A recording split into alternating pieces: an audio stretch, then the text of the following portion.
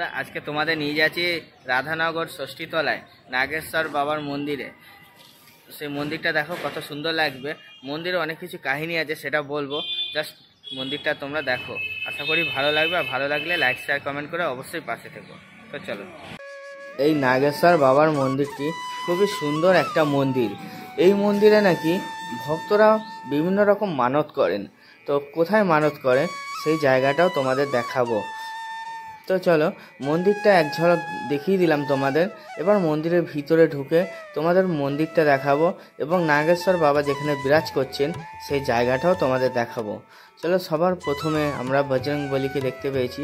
তো বজরং বলির একটু দর্শন করিয়ে নেবো তোমাদের। তো চলো, অবশ্যই বলবে কেমন লাগলো। ভালো লাগলো তো অবশ্যই, যেটা বলি সব সময়, যে লাইক শেয়ার কমেন্ট করে একটু পাশে থাকবে, একটু ভালোবাসা আশীর্বাদ দিয়ে। তো চলো, বজরং বলির পাশে যে বট গাছটা দেখতে পাচ্ছ, হ্যাঁ বন্ধুরা, এই বট গাছেই সবাই মানত করে। তো এখানে বজরং বলির একটা মূর্তি স্থাপন করা হয়েছে এবং যে দেখতে পাচ্ছ বিভিন্ন রকমের দাগ আছে এবং এই যে পাথরগুলো দেখতে পাচ্ছ এবং এখানে শিবলিঙ্গ আছে।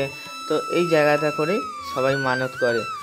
তো দেখতে পাচ্ছ যে কত বড় গাছ আছে। এটা অনেক পুরনো এই মন্দিরটা, তবে নবনির্মাণ করা হয়েছে এই মন্দিরটিতে।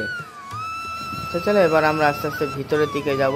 ভিতরে যে ভোলা মহেশ্বর দেখা যাচ্ছে, তো ভোলা মহেশ্বর অর্থাৎ নাগেশ্বর বাবার দর্শন করাবো। যে রাস্তাটা দেখতে পাচ্ছ, এই মন্দির কিন্তু রাস্তার উপরে, তাই তোমাদের আসতে কোনো রকম অসুবিধা হবে না। যারা বর্ধমান স্টেশন থেকে আসবে তারা সরাসরি টোটোকে বলবে যে রাধানগর ষষ্ঠীতলায় যাব, তাহলে ওনারা নামিয়ে দেবে। বা তোমরা নিজেরা যদি বাইক নিয়ে আসো তাহলে বর্ধমান স্টেশন থেকে সোজা চলে আসবে কালীবাজার মোড়। কালীবাজার মোড় হয়ে তোমরা এই মন্দিরে এখানে আসতে পারবে। তো অসুবিধা হলে অবশ্যই আমাকে কমেন্টে জানাবে, তো পুরো ডিটেলসটা তোমাদের আমি বলে দেবো। তো বন্ধুরা, এবার চলো তোমাদের দর্শন করাচ্ছি সেই নাগেশ্বর বাবার মন্দির, যেটা দেখার জন্য তোমরা ওয়েট করেছিলে। তার আগে দেখে নাও, তোমরা ডান দিকে ঢুকতেই ডান দিকে পেয়ে যাবে কালী মায়ের মূর্তি। স্বয়ং কালী মা পুজো হয় এখানে এই মন্দিরে, তো পেয়ে যাবে। তো চলো, ঘন্টা দেখতে পাচ্ছ। তো এবার চলে যাচ্ছি বাবা দর্শন করাতে। তো দর্শন করতে গিয়ে দেখি যে দরজাটা আছে একদম ছোট, পুরো মন্দিরের মতো।